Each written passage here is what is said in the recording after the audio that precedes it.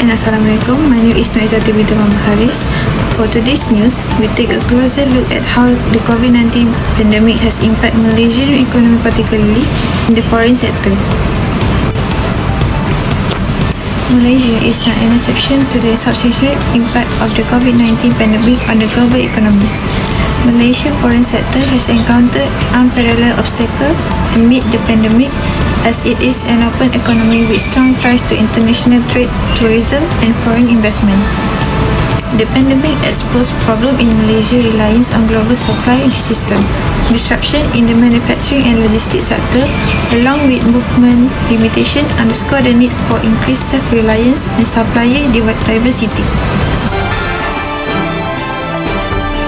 Okay, for impact 1, disruption to international trade. The COVID-19 pandemic significantly impacted Malaysia's trade, resulting in a year-on-year decline in overall trade for April 2020, amounting to RM133.34 billion. Exports decreased significantly, while imports also declined, leading to an unusual deficit. By May 2020, exports further decreased and imports fell as well, resulting in a surplus between January and May 2020. Exports declined year-on-year with reduction in trade with principal partners, except for China, where exports show growth. The services sector also faced challenges, contributing a notable portion of GDP in 2022, highlighting the lasting effect of the pandemic and the need for robust trade mechanisms.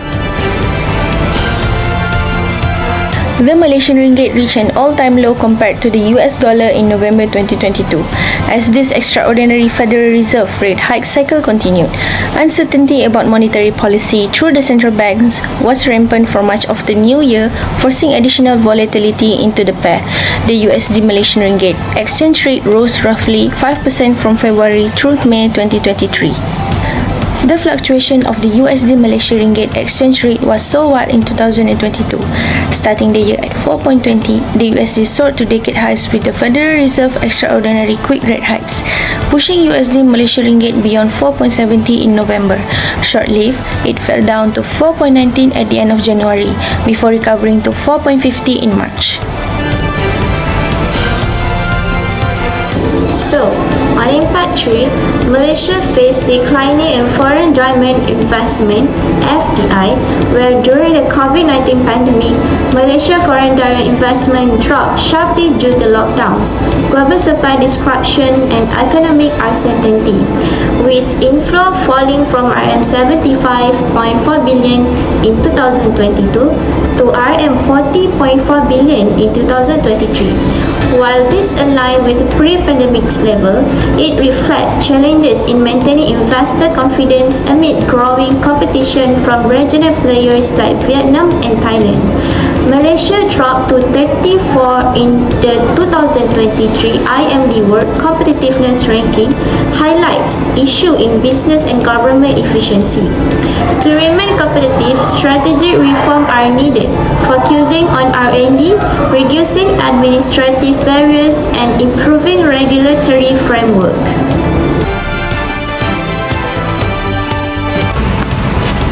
For the last impact is the reduce in global demand. The COVID-19 pandemic caused a significant drop in global demand, especially due to the lockdown measure worldwide. This led to a reduction in international trade, directly impacting Malaysian export, which were already under pressure from the US and China trade war.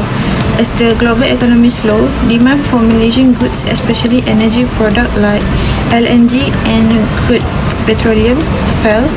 For example, Malaysian export to China dropped by 5.7%, mainly due to a decrease in energy demand. This shows how the pandemic amplified shift in demand, affecting Malaysian trade performance and highlighting its vulnerability to global economic change.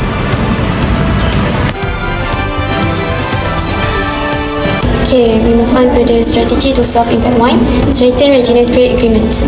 Enhancing Malaysia's involvement in regional trade agreements, such as the Regional Comprehensive Economic Partnership, strengthens trade resilience by diversifying trade partners, optimizing supply chains, and improving access to critical markets.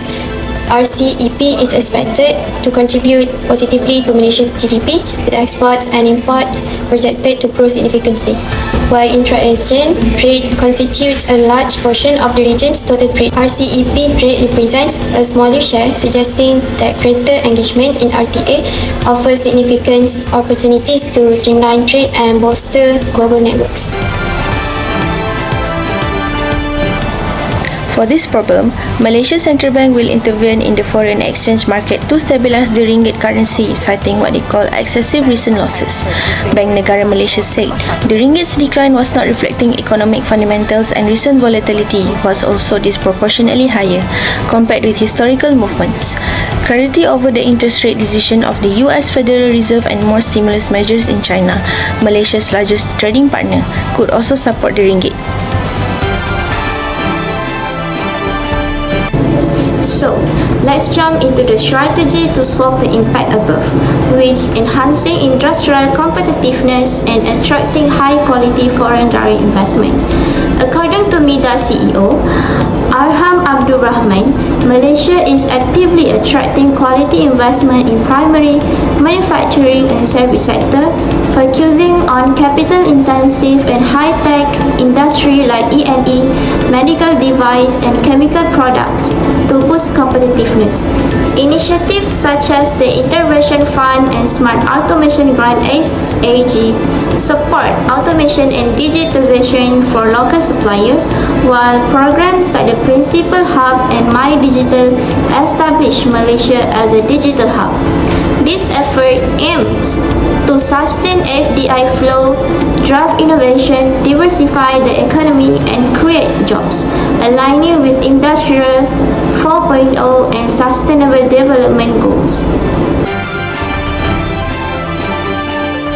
Diversification of export market has been identified as a key strategy to address impact for and reduce Malaysia's reliance on a limited number of trade partners.